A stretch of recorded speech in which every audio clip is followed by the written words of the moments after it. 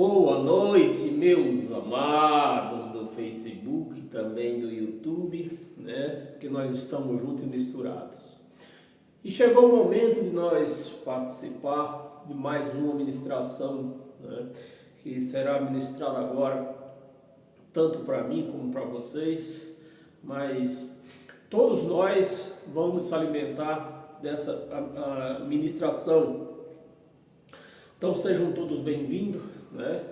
Eu pretendo ser bem breve nessa ministração, porque hoje aqui em São Paulo está muito frio e as cobertas me convidam. Amém? Então eu quero ser bem breve. Então sejam todos bem-vindos, compartilhe esse vídeo nas suas redes sociais, dê um like nesse canal, tanto no meu canal no YouTube, Ed em Nova Aliança, se inscreva lá neste canal. E assim outras pessoas vai alcançar esta ministração e vai chegar, se alimentar desta palavra. E assim também como no meu canal, na minha página no YouTube, Ed do Teclado. Sejam todos bem-vindos. Vou pedir para você abrir a sua Bíblia e a sua mente, porque o tema é este: graça sem o espelho de Paulo. Essa ministração vai ser ministrada agora neste momento. Graça sem o espelho de Paulo, né? Porque Paulo tinha um espelho, né? Bem, e para nós dar início a essa ministração, eu vou pedir para você abrir a sua Bíblia em 1 de Coríntios, no capítulo 13. Nós vamos ler do 9 ao 12. Versículo 9. Porque em parte, Paulo pregando aos Coríntios, porque em parte conhecemos em parte, lá na época de Paulo, né? Não hoje nós conhecemos na totalidade, mas Paulo ainda não conhecia, e os seus seguidores ainda não conhecia essa graça na sua totalidade. E ele está dizendo aqui, ó, porque em parte conhecemos e em parte profetizamos. Em parte conhecemos e em parte profetizamos. Versículo 10. Quando, porém, é muito importante que nós atente para o tempo da escrita, né? E quem está escrevendo, para quem está escrevendo, com quem está falando. Porque Paulo não está escrevendo isso nessa madrugada, nem está falando nem comigo, nem com você, né? Quando, porém, vier, isso é bem importante você prestar atenção nisso. Quando, porém, vier o que é perfeito. Quando vier o que é perfeito, então o que é em parte, né? O que eles conheciam em partes, o que é em parte será aniquilado. O que é em parte será aniquilado quando o perfeito viesse. 11. Quando eu era menino, não, vamos ler até o 12. Quando eu era menino, falava como menino, sentia como menino, pensava como menino. Quando cheguei a ser homem, desisti das coisas próprias de menino. Desistiu. Paulo está fazendo aqui, meus amados, uma analogia da teologia que ele aprendia com Gamaliel. Então, quando ele não conhecia a graça de Cristo, ele estudava com Gamaliel, aceitava o que Gamaliel ensinava para ele. Mas quando ele ficou grande, né, quando ele conheceu a graça de Cristo, ele abandonou aquilo que ele aprendia com Gamaliel. Versículo 12. Porque agora que nós estamos aqui juntos, se alimentando desta palavra, mas há 2000 anos atrás. Porque agora vemos como em espelho, olha, agora, no tempo de Paulo, ele via a graça como espelho, obscuramente. Veja, ele vendo como espelho, Paulo vendo a graça ainda como um espelho obscuramente. Como assim, Paulo? Como assim você estava vendo a graça nos seus dias como um espelho obscuramente? Porque o nossos espelhos hoje, a gente vê claramente. A gente olha no espelho, a gente vê claramente a nossa pessoa pelo espelho. Mas Paulo está dizendo que o espelho é espelho obscuramente. Aí, meus amados, é obrigado nós recorrer ao contexto desse espelho obscuramente. Porque segundo o que Paulo está pregando aqui, o espelho, certamente o espelho dele, não era como o nosso nos dias de hoje. Então, ocorre, né, quando a gente lê a palavra com bastante atenção, isso nos deixa uma expectativa, né? Poxa, como se nós olhamos no nosso espelho, nós vemos claramente. E por que Paulo está dizendo obscuramente? Via como espelho, obscuramente. Aí a gente vai ter que fazer o contexto desse obscuramente. Aí você corre na história e vê como que era o espelho nos dias de Paulo. O espelho nos dias de Paulo não era como nossos espelhos nos dias de hoje. O espelho no dia de Paulo era feito de latão, era um latão polido, apenas isso, um latão polido, não era como o nosso espelho no dia de hoje. Então, a gente entende que Paulo estava vendo a graça assim, meio lá, meio cá, aquele turvo, sabe aquele dia de librina, começa aquele frio, aquela librina, você vai com o seu carro, você tem que estar passando pano no para-brisa. Era como Paulo estava vendo a graça nos dias deles, né? Obscuramente. Então, veremos, a palavra veremos está no pretérito futuro. Pretérito futuro para eles, mas para nós está no pretérito presente do passado. Porque Paulo esperava a volta de Jesus. Mas Jesus, claramente está registrado que ele voltou no ano 70. Então, do ano 70 para cá, quem viveu do ano 70 para cá, não via mais a graça obscuramente, ouvia a graça claramente. Porque quem obscurava a graça era a lei de Moisés, que ainda estava de pé nos dias de Paulo.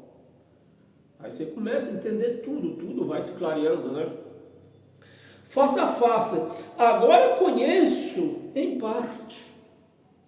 Eu conheço em parte. Então, conhecerei. A palavra continua no pretérito futuro, né? Que Jesus não tinha voltado, então estava no pretérito futuro ainda, mas para nós está no pretérito passado, né? Conhecerei. Como também sou conhecido. Versículo 13, eu vou ler o 13. Agora, pois, permanece, agora, nos dias de Paulo, né? Agora, pois, permanece a fé e a esperança. Por que esperança? Esperança que se vê não é esperança. Então, aí nós nos dias de hoje, nós tiramos o espelho de Paulo e colocamos o nosso espelho. Quando nós colocamos o nosso espelho, tira o espelho de Paulo, coloca o nosso espelho, nós vemos que Jesus já voltou. A graça agora, ela não fica mais turva. A graça agora nos mostra o pleno conhecimento da graça que nós vivemos, né? Nós cristãos vivemos uma graça plena. Então, nós não vemos hoje, nós não temos essa esperança que Paulo tinha e seu povo tinha. A esperança aqui era de ver a volta de Jesus. Mas Jesus voltou no ano 70, no mês de agosto. Que todo teólogo sabe disso. Todo teólogo sabe disso. Mas eles não ensinam isso para a igreja. Porque se o teólogo ensina para a igreja que Jesus já voltou, como que a igreja vai todo dia se reunir num certo lugar, na esperança de Jesus voltar e ele está ali congregados? Pô, a igreja não vai se congregar, porque a igreja sabe que Jesus já voltou. Então essa esperança nos nossos dias, nos nossos espelhos de hoje, essa esperança ela se apaga. Amém, meus amados? A esperança era com eles, no espelho escuro deles. Que a lei de Moisés não permitia que a graça brilhasse. E o amor, né? A fé, a esperança e o amor. A maior destes é o amor. O maior deste é o amor. O amor, eu acho que todos sabem, que por aí por fora se prega, diz que nós temos que cumprir os 10 mandamentos. E isso era na lei de Moisés. Na graça, nós reconhecemos 2, mas esses 2 ainda se tornam em um só, que é o quê? É o amor. Porque o que é que diz o primeiro e o segundo mandamento? Porque todos os mandamentos se tornou nesses 2. Amar a Deus sobre todas as coisas é o quê? Não é amor? Não é o mandamento do amor? Amar a Deus sobre todas as coisas. E amar o teu próximo como a ti mesmo. É um amor. Então nós só vemos, na realidade, existe dos 10, um só se salvou, né? Porque o amor, tanto amar a Deus sobre todas as coisas, como amar o teu próximo a ti mesmo. Bem, aí fazendo um resumo disso aqui, amar a Deus é fácil. É um dos mandamentos mais fáceis que existe. É amar a Deus sobre todas as coisas. Porque amar a Deus é fácil porque você não conhece. Amar uma pessoa que você não conhece, ela nunca te fez mal, ela nunca pisou no seu calo, ela nunca fez falso testemunho a você, é fácil. Eu quero ver amar o próximo. Esse segundo mandamento, amar o próximo como a ti mesmo, esse é complicado. Esse nenhuma religião aí pratica, né? Nenhuma religião pratica. De 2 mandamentos. A igreja hoje, ela cumpre que é amar a Deus sobre todas as coisas, porque é fácil amar a Deus sobre todas as coisas. Mas amar o próximo como a ti mesmo, esse é difícil. Porque o que nós vemos aí é uma pessoa querendo bater na outra, se pisar no calo já quer socar a pessoa. Ou se não, já puxa de uma faca, puxa de um revólver. Se encosta o carro na traseira do outro, já sai de peixeira na mão, de revólver na mão. Isso é amar o próximo? Isso não é amar o próximo. Mas o segundo mandamento é esse: amar o próximo. Amar o teu inimigo.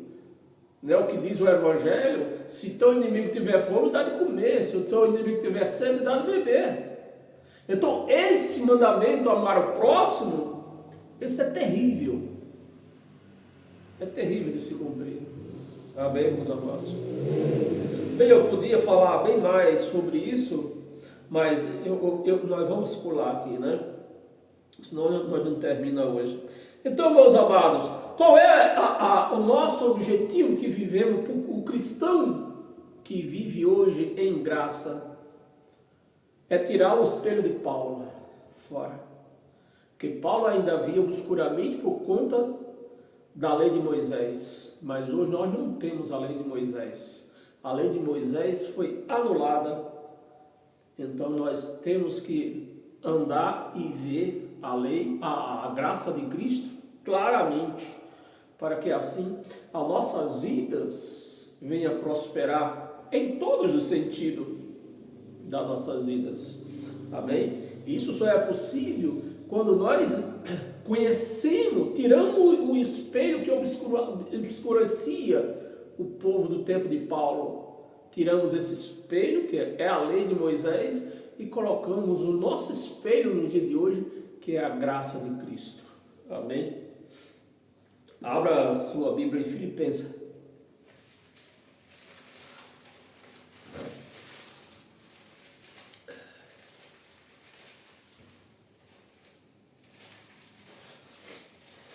Filipenses, capítulo 3, versículo do 12 ao 14.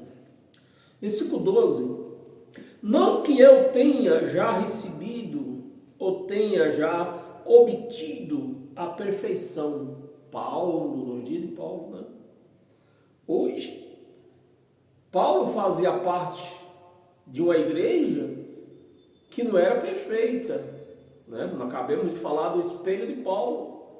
Eles não viviam a graça perfeita por conta da lei de Moisés, que ainda estava de pé. O templo estava de pé, mas o templo não existe mais. O templo foi derrubado. Então hoje nós não temos um templo para obscurecer a graça de Cristo em nossas vidas.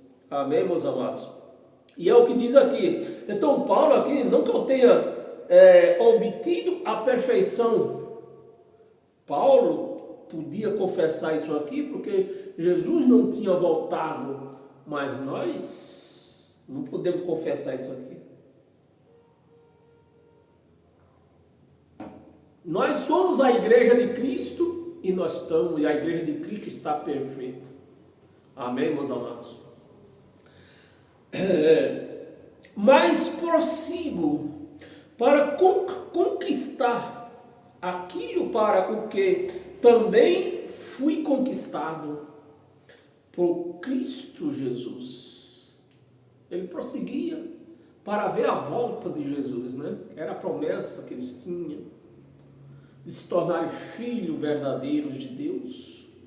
A resposta só ia vir com a volta de Jesus, que voltou no ano 70, no mês de agosto. Amém? 13.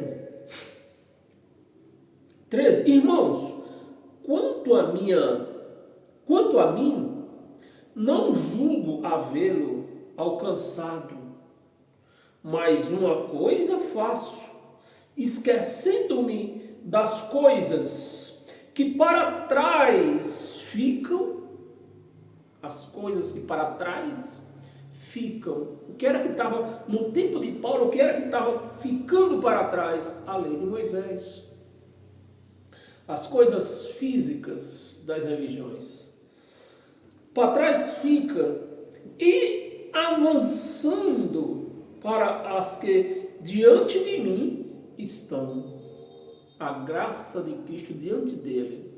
Ele teria que avançar e pregar aquele povo que avançasse junto com ele para a graça, e esquecesse todas as doutrinas de Moisés, os jejuns, os dízimos, os banhos de batismo, né? As vigílias, o que mais? As campanhas, né? Os olhos ungidos, as fogueiras tontas, e assim vai sem fim. Amém, meus amados? 14. Prossigo para o alvo. Qual era o alvo de Paulo? Alguém tem dúvida qual era o alvo de Paulo? Aí é lógico que era a graça concretada, né? Uma graça sem obscuração da lei de Moisés.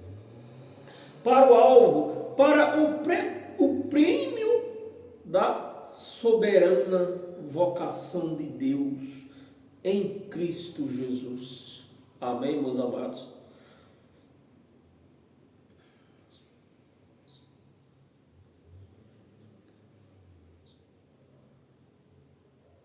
Vamos para... Abra sua Bíblia em Hebreus. Hebreus no capítulo 6. Capítulo 6, versículo 1. Um versículo só. Por isso, pondo de parte os princípios. Pondo de parte os princípios. O que era no princípio? Alguém tem dúvida ainda o que era no princípio? Eu tenho que falar de novo. Os banhos de batismo, jejum, dízimo, Páscoa, que nas religiões evangélicas aí é Santa Ceia, né? Óleos ungidos, objetos ungidos, consagrados. Tinha que deixar o quê? O que é que Paulo está ensinando aos hebreus? Isso aí você deixa de lado. Deixa de lado, não segue mais isso aí. Por isso, pondo de parte os princípios elementares da doutrina de Cristo. O princípio de Cristo nasceu como? Jesus de Nazaré. Um corpo andando pelos desertos lá de Israel, cumprindo a lei de Moisés, porque era um homem, nascido de mulher e nascido sobre a lei de Moisés. Então, o que é que Paulo está dizendo aqui? Vocês deixam de parte isso aí. Dos princípios, deixa de parte Jesus de Nazaré e segue o ressuscitado, o Cristo. É isso que Paulo está dizendo aqui aos hebreus. Deixando-nos levar para o que é perfeito. Que é perfeito, o Cristo ressuscitado. Jesus de Nazaré ainda tinha algumas imperfeições, acusado, né, pelos judeus, os seus próprios conterrâneos, chamava ele de beberrão, né, comilão, comia juntos com os gentios, curava no dia de sábado, quebrava a lei deles, né? Então os judeus ainda tinham alguma coisa para acusar Jesus de Nazaré, mas o perfeito, o Cristo ressuscitado, esse não teria defeito algum. E é o que Paulo está recomendando. Vamos seguir, vamos levar a nossa vida junto com aquele que é perfeito, não aquele que vivia no deserto. Perfeito, não lançando de novo. Preste atenção, meus amados, porque o Evangelho de Cristo não deixa dúvida, porque o Evangelho de Cristo é revelação,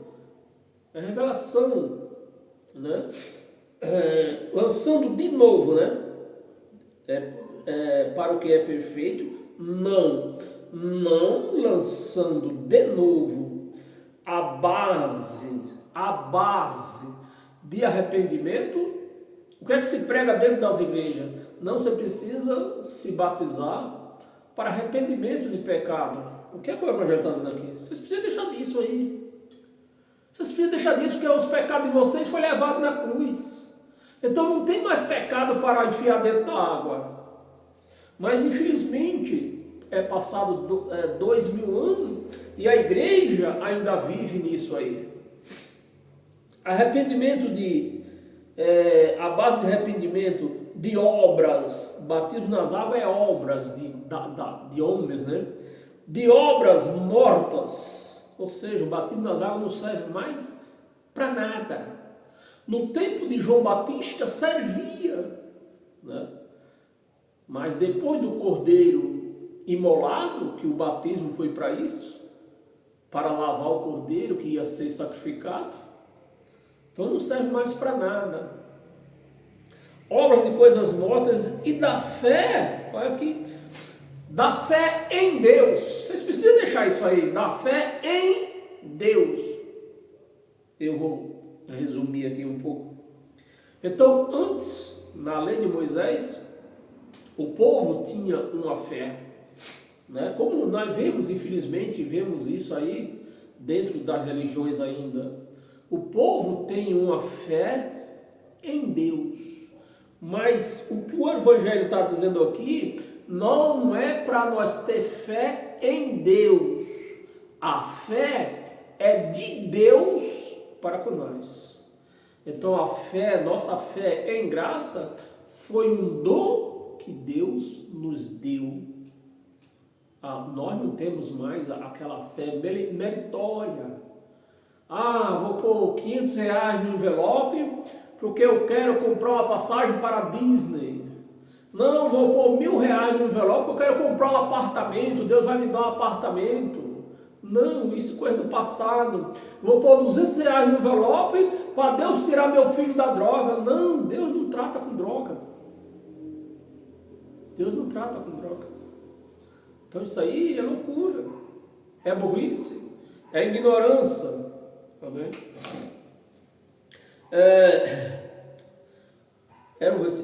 Hebreus era um versículo só, o versículo 1. Mas o 2, deixa eu ver o que diz o 2. Diz o 2, nós vamos ler até o 3, meus amados. Da fé em Deus. Versículo 2. O ensino de batismo da imposição, o ensino de batismo e da imposição. Sai! Sai! É para fazer isso? Aqui está dizendo que não. E por que eles fazem isso? Porque tem os ignorantes que não lê Bíblia, só faz tudo aquilo que os pastores mandam fazer, eles fazem. Não lê Bíblia, não quer do que está escrito. É por causa disso que acontece ainda hoje.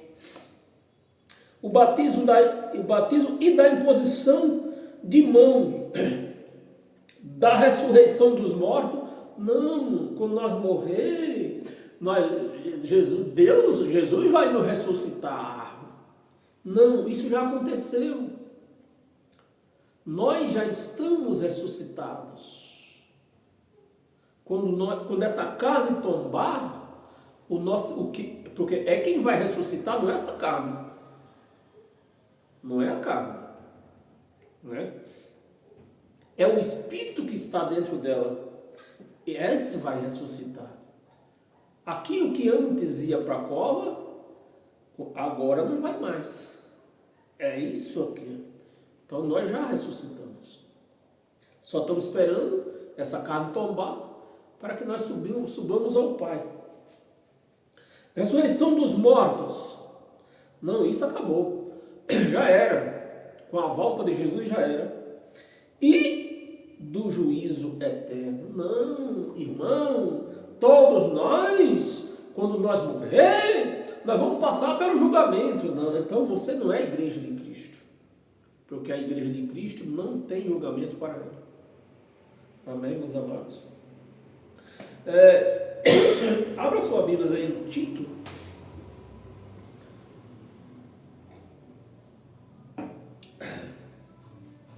Tito.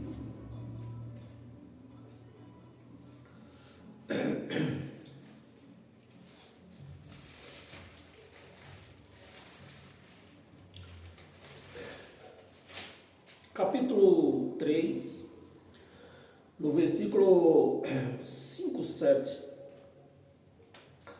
Versículo 5.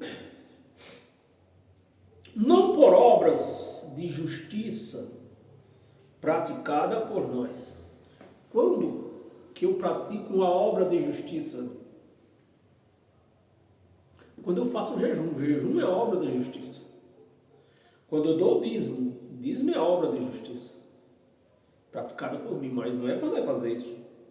O que está escrito não é para nós fazer por obra de justiça das nossas mãos. Não por obra de justiça praticada por nós, mas segundo a sua misericórdia, Ele nos salvou. Pretérito, futuro. Aliás, do presente, né? Salvou. Aqui é pretérito, presente, do presente, né? Então, há 2000 anos atrás, Ele nos salvou. Mediante o lavar que era o banho nas águas, né? O lavar regenerador e renovador do Espírito Santo, né? Vamos ver qual mediante ele nos salvou mediante o lavar regenerador e renovador do Espírito Santo. Esse é o nosso batismo. Esse é o nosso batismo. Vamos ler o 6? Vamos, né? 6. Que ele quem? Jesus. Ele derramou sobre nós ricamente por meio de Jesus Cristo, nosso Salvador. Nosso Salvador, Paulo era um hebreu. Jesus de Nazaré veio para eles e não para nós. Nós fomos alcançados no efeito bilateral do sangue, bilateral. Mas a vinda de Jesus foi para os judeus. É por isso que está dizendo aqui, nosso Salvador. 7. A fim de que, justificados, pretérito presente do passado, né? Justificados já, né? Por graça e não por obra, não por dízimo, nem por batismo, nem por oração, nem por nada, nem por jejum. Por graça, nos tornemos seus herdeiros, segundo a esperança da vida eterna. Amém, meus amados? Volta lá em Hebreus, nós estávamos no capítulo 6, volta no capítulo 1.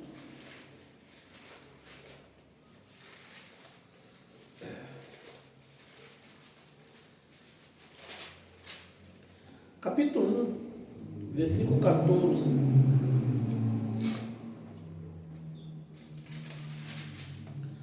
Versículo 14. Não são todos eles espíritos? Deixa eu ver se eu leio 12. Está aqui um negócio meio solto aqui. Ora, o versículo 13. Ora, a qual dos anjos jamais disse, assenta-te à minha direita? Qual dos anjos que ele falou isso? A nenhum deles. Assenta à minha direita, até que eu ponha os teus inimigos por estrado dos teus pés. 14. Não são todos eles, todos os anjos, né? Não são todos os anjos, não são todos eles espíritos ministradores? Espíritos ministradores, enviado para serviço a favor do que hão de herdar depois da morte de Jesus, depois de tudo. Mas Jesus não tinha voltado, tudo ia se resumir na volta dele. Então aqui, a favor dos que hão, olha a palavra, hão, a favor dos que hão de herdar. Não tinha herdado ainda, mesmo com a morte de todos. Eles não eram herdeiros ainda, não tinha herdado ainda. Hão de herdar a salvação. Amém, meus amados? Hebreus ainda, no capítulo 9 agora, versículo do 26 ao 28. 26. Ora, neste caso, seria necessário que ele, Jesus, né, tivesse sofrido muitas vezes, se o arrependimento, se os pecados, se precisou Jesus morrer na cruz para lavar os nossos pecados, e se a igreja tem pecado hoje, então Jesus vai ter que morrer de novo. É o que ele está dizendo aqui, ó. Se a morte dele não lavou todos os pecados, de uma vez por todas, Então seria necessário morrer várias vezes. Porque a turma sempre está em pecado. Muitas vezes, desde a fundação do mundo. Agora, Paulo está dizendo agora, porém, ao se cumprirem, cumpriu ou não se cumpriu? Se cumpriu. Ao se cumprirem os tempos, se cumpriu, meus amados, ou não se cumpriu? Aqui está dizendo que se cumpriu. Ao se cumprir os tempos, se manifestou. Manifestou ou vai manifestar ainda? Não, aqui está dizendo que se manifestou. Uma vez por todas. De uma vez por todas. Para aniquilar pelo sacrifício de si mesmo o pecado. Então, se a igreja confessa que a igreja é uma pecadora, não, nós somos pecadores, nós temos pecado, o que é que vai ter que acontecer, meus amados? Jesus vai ter que morrer de novo. Vai ter que morrer de novo, porque só o sangue tinha esse poder. Mas aqui ele está dizendo que o sangue foi oferecido para isso de uma vez por todas. Então nós não temos, a igreja de Cristo não tem pecado. Se tiver pecado, essa não é de Deus, não é de Cristo. Amém? 27. E sim, como nos homens estava ordenado, nos homens estava, não está, estava. Estava ordenado, está ordenado, né? Está ordenado morrer uma só vez, vindo depois disto o juízo. Então, no tempo de Paulo, eles esperavam o juízo ainda. Morto ou vivo, ia passar pelo juízo. Os vivos iam passar vivo, e os mortos iam ressuscitar e ia passar pelo juízo. Mas com a vinda de Jesus de Nazaré, no ano 70, esse juízo aconteceu. E hoje a igreja não vai passar, nunca passou e nem passará pelo juízo. Porque a igreja foi depois da volta de Jesus. Foi estabelecida de fato, de verdade, na volta de Jesus, depois que o templo foi abaixo. 28. Assim também Cristo, tendo se oferecido uma vez para sempre, não é até o carnaval, não o Natal, é de uma vez para sempre, para tirar os pecados de muitos, olha a palavra, de muitos, não era de todos. E de quem era esse pecado? Dos judeus, que não cumpriram a lei de Moisés. Transgredia a lei de Moisés.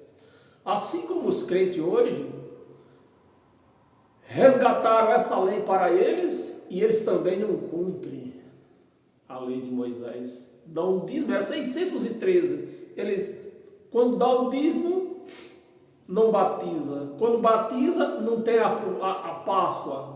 E assim eles vão transgredindo aí a largo, né? A largo. Pecado de muitos. Olha a palavra.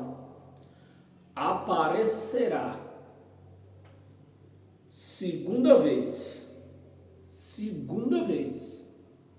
Porque a primeira já tinha aparecido, né? A segunda vez, o quê? Sem pecado. Agora, se toda a igreja que se chama de Cristo aí diz que está em pecado, morre um, nasce outro, está em pecado, esse pecado vai terminar quando? Nunca. Então Jesus nunca vai vir. O problema é que os crentes confessam isso, que Jesus voltará a segunda vez sem pecado. E pergunta para um crente se ele tem pecado. Tenho. É lógico que eu tenho pecado. É lógico que eu sou um pecador. E como você diz que Cristo vai voltar, Cristo está voltando, se você tem pecado, você é um pecador, e ele está dizendo aqui que vai voltar sem pecado. Você entende, meus amados? Você entende? A loucura que os crentes vão confessando uma coisa do que eles não entendem. Vocês têm entendimento disso? Sem pecado aos que aguardam. Quem era que aguardava? Nós ou eles? Eles aguardavam. Para o quê? Para a salvação. Amém? Volta lá em Tito de novo.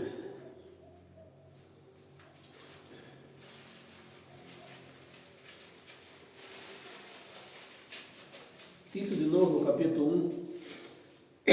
Vou ficar no capítulo 3. Capítulo 1, no versículo 1 e 2.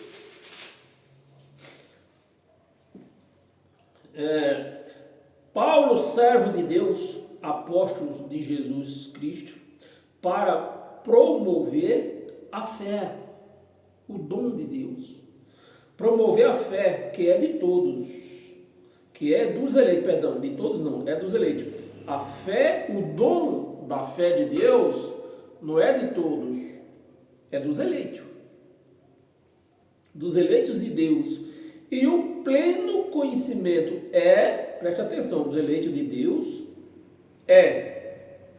o pleno conhecimento da verdade segundo a piedade. A igreja não conhece o pleno conhecimento, vive aí fazendo jejum, fazendo batismo em água, porque não conhece. Versículo 2, na esperança, que eles viviam na esperança da vida eterna, que o Deus que não pode mentir, prometeu antes dos tempos eternos. Antes dos tempos eternos. Amém, meus amados?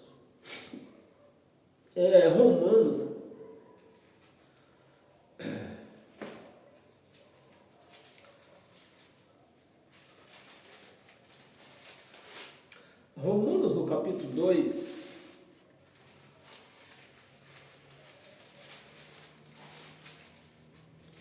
no versículo 12, diz assim: assim pois, todos os que pecaram sem lei, também sem lei perecerão. Ou seja, não tem juízo. Pecaram, que é erro da carne, é erro da carne. Então, se no passado os gentios cometiam erro da carne, hoje continuam cometendo o erro da carne, mas sem a lei perecerão, vão morrer, sem a lei de Moisés. E todos os que com a lei, agora se voltou para o povo judeu, e todos com a lei pecaram, mediante a lei serão julgados. Amém? Mediante a lei serão julgados. Mateus, capítulo 16.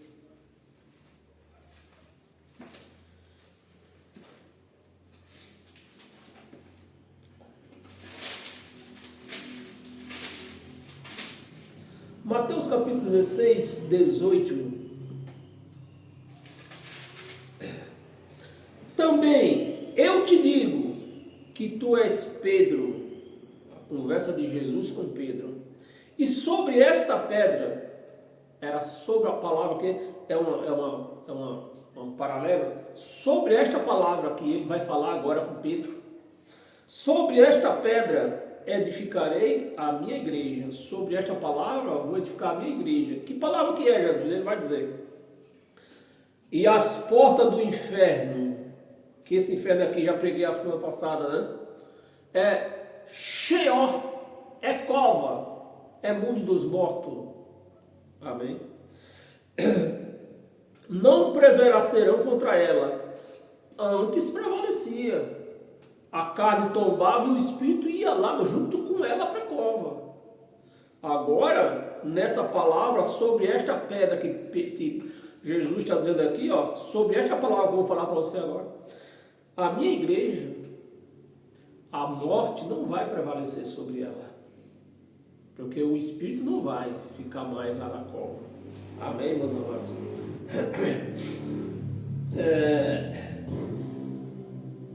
1 de Coríntios.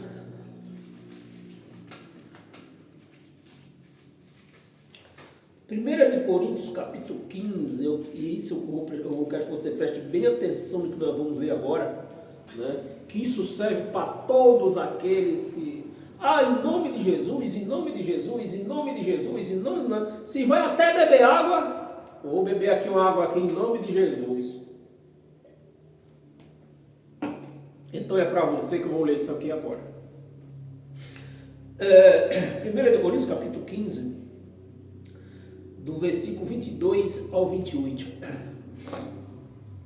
Versículo 22. Porque assim como em Adão todos morrem, né? Todos morrem. Adão, o pecado veio de Adão. Assim também todos serão vivificados em Cristo. Todos serão vivificados em Cristo. 23. Cada um, porém, por sua própria ordem. Cristo, as primícias, né? O primeiro que ressuscitou, né? Cristo, a primícia. Depois, os que são de Cristo, na sua vinda. Os que são de Cristo na sua vinda. Depois, presta atenção, os que são de Cristo na sua vinda. 23. Cada um, porém, por sua própria ordem, Cristo as primícias, depois os que são de Cristo na sua vinda. 24. Então, está aqui o então.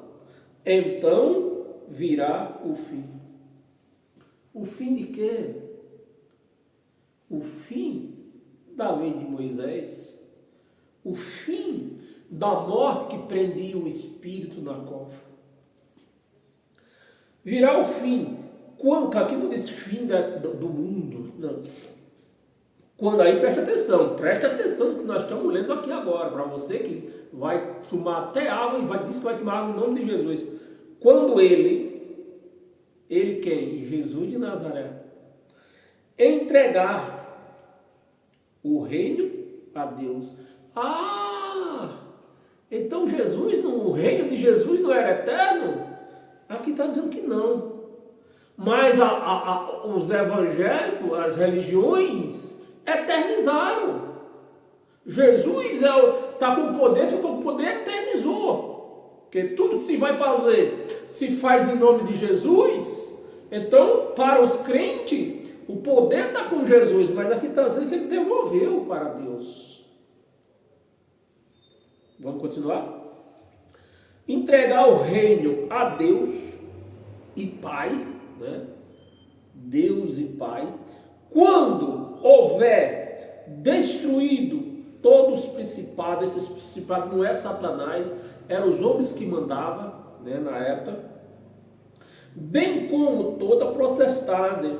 25. Porque convém que ele, Jesus de Nazaré, reine, convém que ele reine até,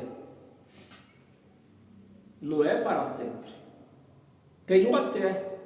Então se eu vou fazer tudo que eu vou fazer em nome de Jesus, eu estou deixando Deus Pai, o Criador de todas as coisas, de escanteio.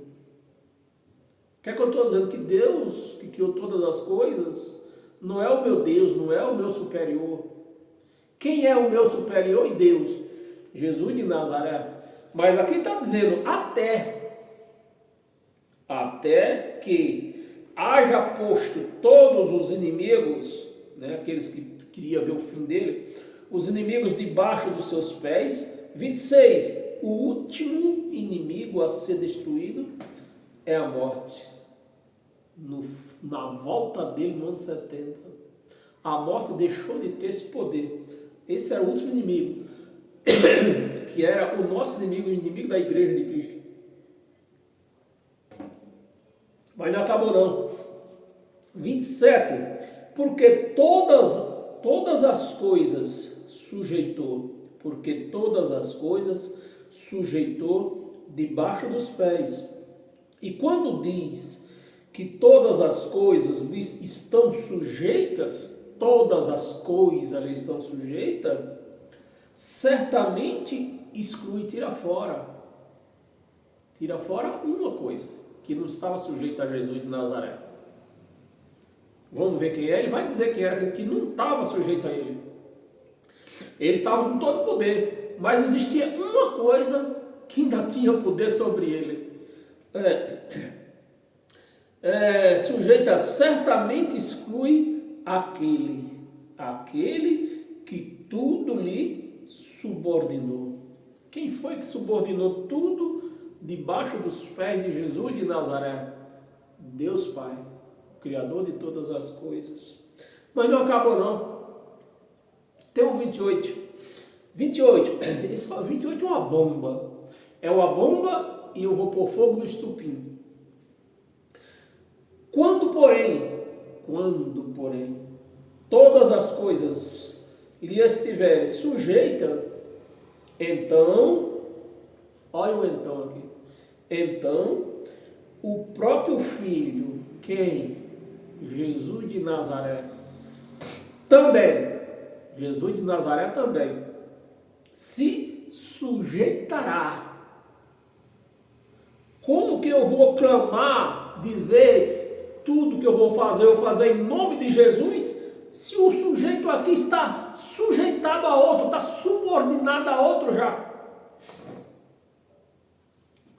Como? Que nem diz o Chaves, não tem por onde. Sujeitará, também se sujeitará aquele. Quem é aquele? Deus Pai, Criador de todas as coisas. Aquele que todas as coisas lhe sujeitou. Para quê? Presta atenção, igreja. Para que Deus, não é mais Jesus de Nazaré, é Deus Pai. Deus seja tudo em todos. Agora não é mais Jesus de Nazaré, não é mais Maria, mãe de Jesus, não é mais Pedro, não é mais Tiago, não é Marcos, não é Josué, nem Moisés. Quem é agora, meus amados? Deus seja tudo em todos. Amém? E eu vou clamar quem? Desse jeito. Vou clamar a Jesus de Nazaré? Não tem por onde, que nem diz o Chaves. Eu clamo Deus. Amém? Primeiro, Colossenses capítulo 1.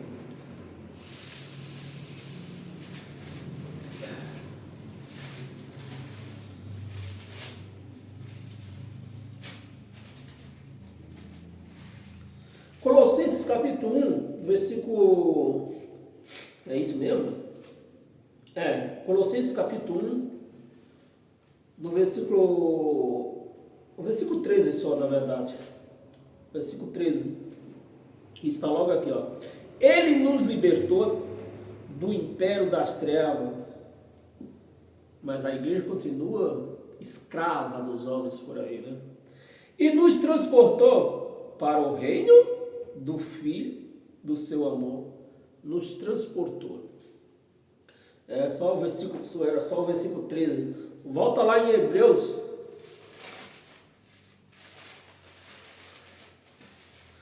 Volta lá em Hebreus no capítulo 12. Estamos terminando.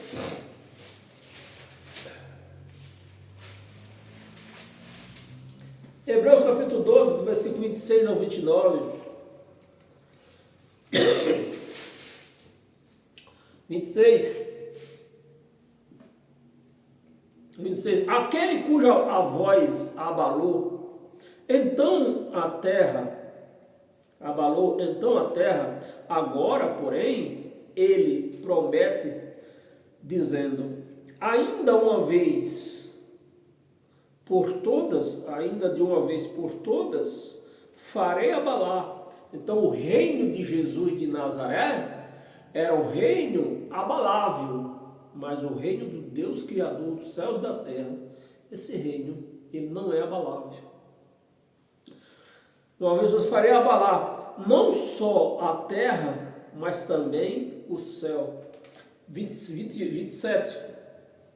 É o 27, vamos ler até o 29, né? 27. Ora, esta palavra, ainda uma vez por todas, significa a remoção.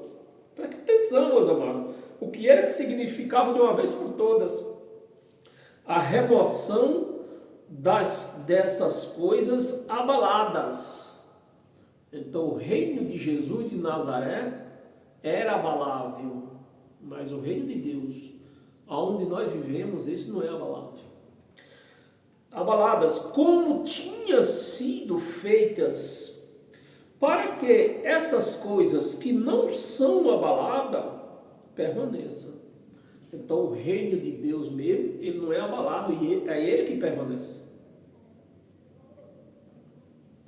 Mas o reino de Jesus de Nazaré era um reino abalável. 28.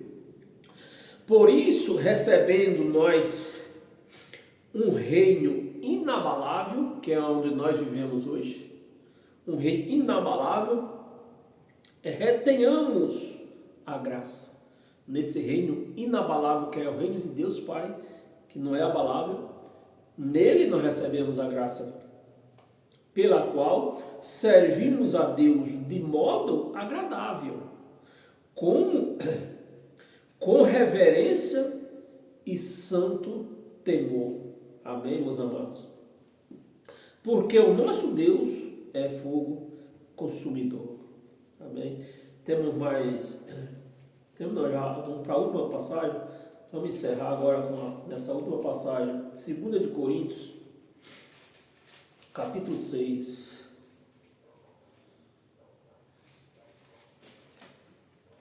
Para nós encerrar. 2 de Coríntios, capítulo 6, no versículo 16.